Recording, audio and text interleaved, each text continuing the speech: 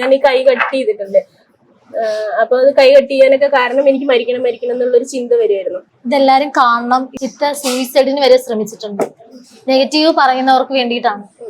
അപ്പൊ ഇതൊന്നും യൂട്യൂബിൽ പറഞ്ഞിട്ടില്ല. ഇന്നലത്തെ ഇന്റർവ്യൂല് ഞാൻ പറഞ്ഞിട്ടുണ്ട്. ഞാൻ എന്റെ അക്കൗണ്ടിൽ ഞാൻ പറഞ്ഞിട്ടില്ല.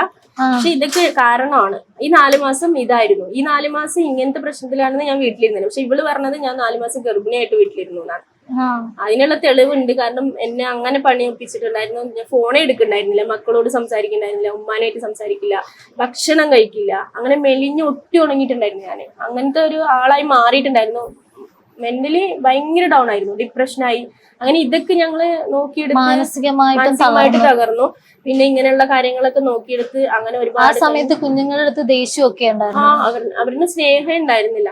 അങ്ങനെയൊക്കെ അവരിനായിട്ട് സ്നേഹം ഇല്ലാണ്ടിരിക്കാനും അങ്ങനെയൊക്കെയാണ് ചെയ്തിട്ടുണ്ടായിരുന്നത്. സോഷ്യൽ മീഡിയയിൽ ഇനി വരാൻ പാടില്ല, ഫോൺ ഞാൻ ഉപയോഗിക്കാൻ പാടില്ല എന്ന് പറഞ്ഞിട്ട് ഫോണിൽ ഞാൻ തൊട്ടിട്ടുണ്ടായിരുന്നില്ല. അങ്ങനെയാണ് എന്റെ പഴയ വീഡിയോസ് ഒക്കെ ഞാൻ ഡിലീറ്റ് ആക്കിയത്. കാണാൻ വയ്യാണ്ട് ഡിലീറ്റ് ആക്കി. കുറേ വീഡിയോസ് ഉണ്ടായിരുന്നു, 100-300 വീഡിയോസ് ഉണ്ടായിരുന്നു, എല്ലാം ഡിലീറ്റ് ആക്കി.